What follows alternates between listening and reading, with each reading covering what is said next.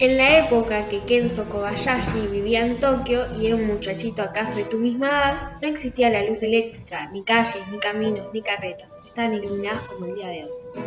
Por eso, a partir del anochecer, quienes salían afuera de las casas debían hacerlo provisto de sus propias linternas.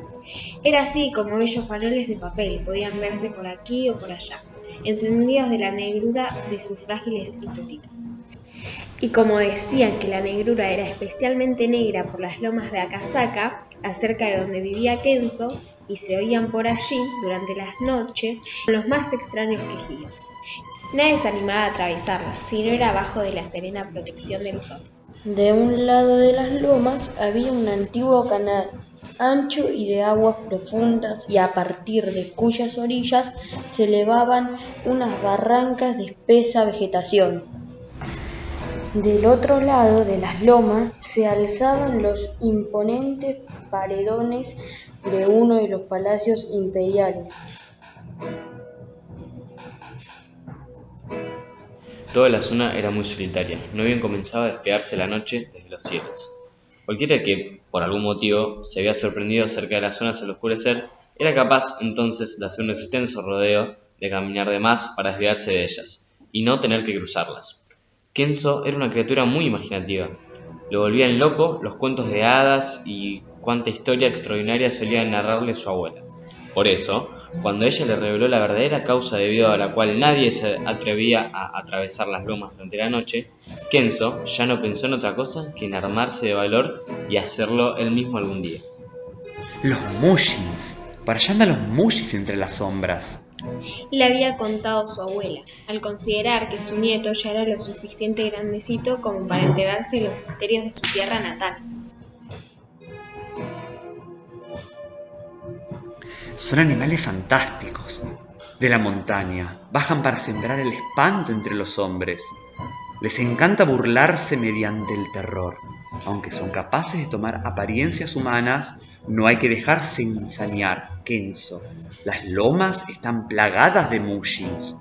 A los pocos desdichados que se le aparecieron, casi no viven después para contarlo, debido al susto.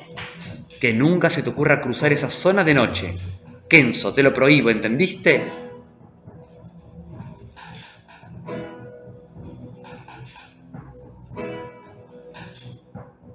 La curiosidad por conocer a los Mushins crecía en el chico a medida que su madre iba marcando una rayita más sobre su cabeza, y contra una columna de madera de la casa, como solía hacerlo para medir su altura 2 o 3 veces por año. Una tarde, Kenzo decidió que ya había crecido lo suficiente como para visitar las lomas que tanto lo intrigaban. En secreto, claro, no iban a darle permiso para exponerse a semejantes riesgos. Los Mushins. Podría decirse que Kenzo estaba obsesionado por verlos, a pesar de que le daba miedo y mucho que se cumpliera su deseo. Y con esa doble sensación partió aquella tarde rumbo a las famosas lomas de Akasaka con el propósito de recorrerlas sin otra compañía que la de su propia linterna. Encontré al tío Kentaro en el mercado. Me pidió que lo ayude a trenzar bambúes. También se lo pidió a los primos Endo. Está atrasado con el trabajo y dice que así podrá terminarlo para la mañana, como prometió. Me voy a quedar a dormir en su casa, madre. El tío Kentaro vivía en las inmediaciones del antiguo canal, por lo que la mamá de Kenzo no dudó en permitirle que pasara la noche allá. Ni sueñes con volver hoy. Mañana, cuando el sol ya esté bien alto, ¿eh? En aquella época tampoco existían los teléfonos, de modo que la mentira de Kenzo tenía pocas probabilidades de ser descubierta. Además, no era un muchacho mentiroso. ¿Por qué dudar de sus palabras? Apenas comenzaba a esconderse el sol cuando Kenzo arrimó a las lomas. Debió guardar un buen rato para encender su linterna, pero cuando la encendió ya se encontraba en la mitad de aquella zona y de la oscuridad. Se desplazaba muy lentamente, un poco debido al temor de ser sorprendido por algún Mushin, y otro poco a causa de que la lucecita de su linterna apenas sí le permitía ver a 1 metro de distancia. De pronto se sobresaltó. Unas pisadas ligeras, unos pasitos suaves parecían haber empezado a seguir. Kenzo se volvió varias veces, pero no bien se daba la vuelta, los pasos cesaban. y él no alcanzaba a descubrir nada ni a nadie. Era como si alguien se ocultara en el mismo instante en el que el muchacho intentaba tomarlo desprevenido con su luz portátil.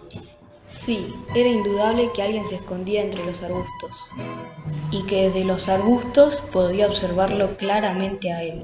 El simpático rostro de Kenzo se destacaba entre aquella negrura, cálidamente iluminando por la linterna.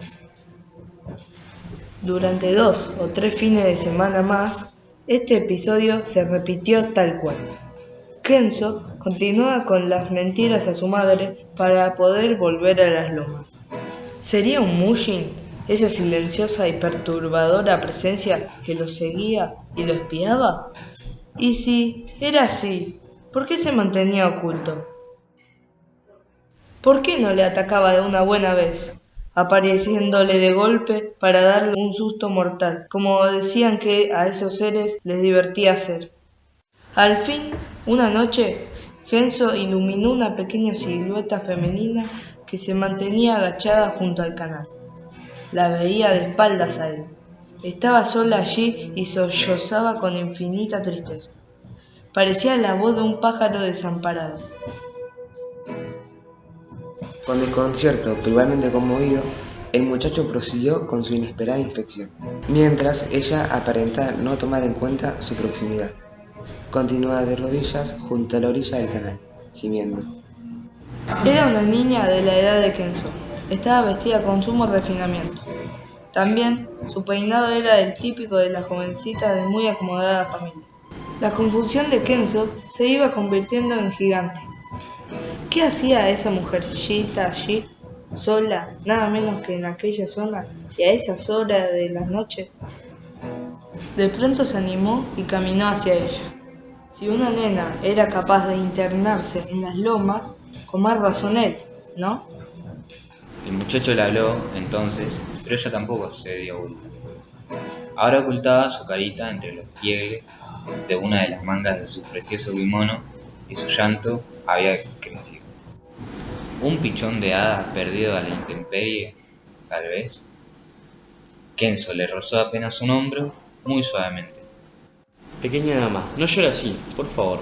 ¿Qué le pasa? Quiero ayudarla. Cuénteme qué le sucede. Ella seguía gimiendo y tapándose el rostro. Distinguida señorita, le suplico que me conteste. Aunque proveniente de una modesta familia campesina, la educación de Kenzo no había dependido de la mayor o menor riqueza que poseyeran sus padres, sino de que ellos valoraban, por sobre todo, la educación de sus hijos. Por eso, él podía expresarse con modales gentiles y palabras elegidas para acariciar los oídos de cualquier damita. Insistió, entonces... Le repito, honorable señorita, permita que le ofrezca mi ayuda. No llore más, se lo ruego. O al menos, dígame por qué llora así. La niña se dio vuelta muy lentamente, aunque mantenía su carita tapada por la manga del kimono. Eso la alumbró de lleno con su linterna, y fue en ese momento que ella dejó deslizar la manga apenitas. El muchacho contempló entonces una frente perfecta, amplia, hermosa, pero la niña lloraba, seguía llorando. Ahora su voz sonaba más que nunca, como la de un pájaro desamparado. Kenzo reiteró su ruego. Su corazón comenzaba a sentirse intensamente atraído por esa voz, por esa personita. Una sensación rara, que jamás había experimentado antes, lo invadía. Cuénteme qué le sucede, por favor. Salvo la frente, que mantenía descubierta. Ella seguía ocultándose cuando por fin le dijo: Oh, lamento no poder contarte nada. Hice una promesa de guardar silencio acerca de lo que me pasa, pero lo que sí puedo decirte es que fui yo quien te ha estado siguiendo durante estos días. No me animaba a hablarte, pero ahora siento que podemos ser amigos. ¿No es cierto? Kenzo le tocó apenitas el pelo. Pura seda. En ese instante fue cuando ella dejó caer la manga por completo y el chico, horrorizado, vio que su rostro carecía de cejas, que no tenía pestañas ni ojos, que le faltaba la nariz, la boca, el mentón. Cara lisa, completamente lisa. De esa especie de gran huevo inexpresivo partieron unos chillidos burlones y enseguida una carcajada que parecía que no iba a terminar. Kenzo dio un grito y salió corriendo entre la negrura que volvía a empaquetarlo todo. Su linterna, rota y apagada, quedó tirada junto al canal. Y Kenzo corrió,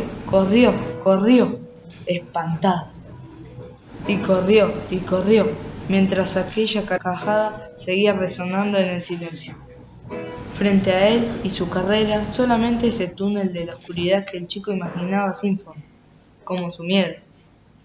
De repente, y cuando ya lo perdían las fuerzas, vio las luces de varias linternas a lo lejos, casi donde las lomas se fundían con los murallones del castillo imperial. Desesperado, se dirigió hacia allí en busca de auxilio. Cayó de bruces cerca de lo que parecía un campamento de vendedores ambulantes, echados a un costado del camino. Todos estaban de espaldas cuando Kenzo llegó. Parecían dormitar, sentados de cara hacia el castillo. ¡Socorro! ¡Socorro! Exclamó el muchacho y no podía decir más.